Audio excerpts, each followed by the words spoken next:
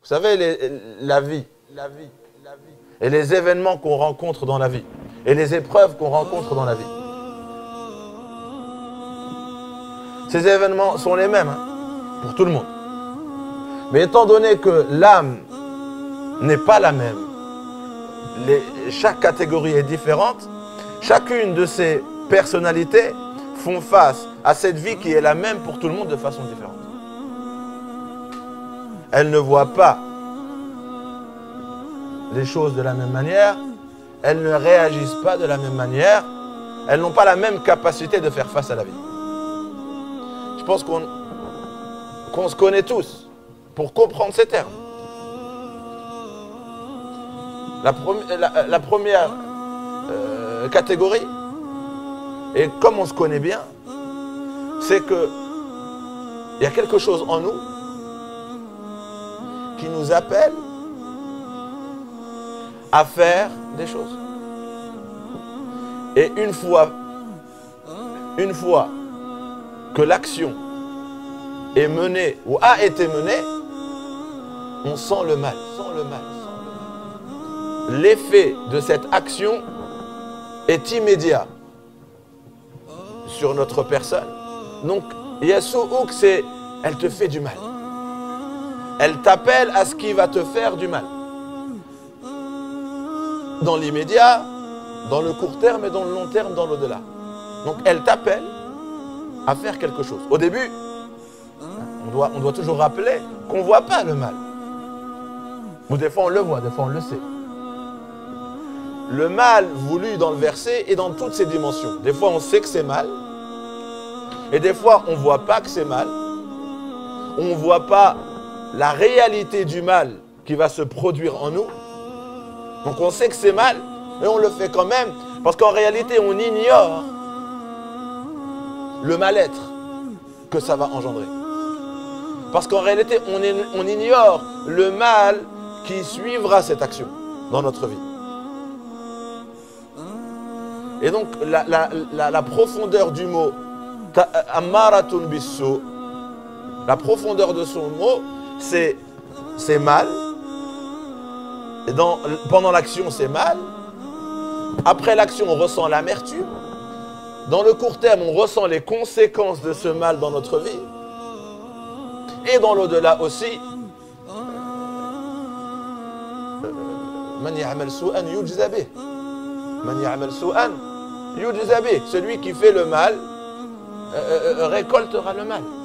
Le verset, quand il parle de jaza, là on parle un peu plus de l'au-delà. Qu'est-ce qui lui est arrivé? Qu'est-ce qui lui est arrivé? Et vous verrez qu'il y a des milliards d'êtres humains qui sont dans ce profil-là. Qu'est-ce qui a fait qu'elle est Ammara bis-sou? Qu'est-ce qui lui est arrivé? Kana asluha safi. Quand elle a commencé à exister, tout petit, elle était pure. Elle n'avait pas cette défaillance. Elle était pure. Mais elle a une particularité. C'est que même si elle est pure, elle est très sensible à ce qui l'entoure. Elle s'imprègne de tout ce qui l'entoure. Des parents, des voisins, de la société, des médias, de l'école, des amis. Toutes ces choses autour d'elle, même si elle était pure, ont un effet sur elle. Et donc ça commence peut-être par une parole, une pensée, une action. Après répéter, elle devient une partie d'elle. Après constamment, elle est attirée parce qu'il l'imprègne. Ça peut être une pensée, ça peut être une action. Mais si on va dans le Coran et on essaye de la voir d'un autre point de vue coranique, elle est quoi? Elle est dans l'obscurité. Elle est quoi? Elle est dans l'obscurité.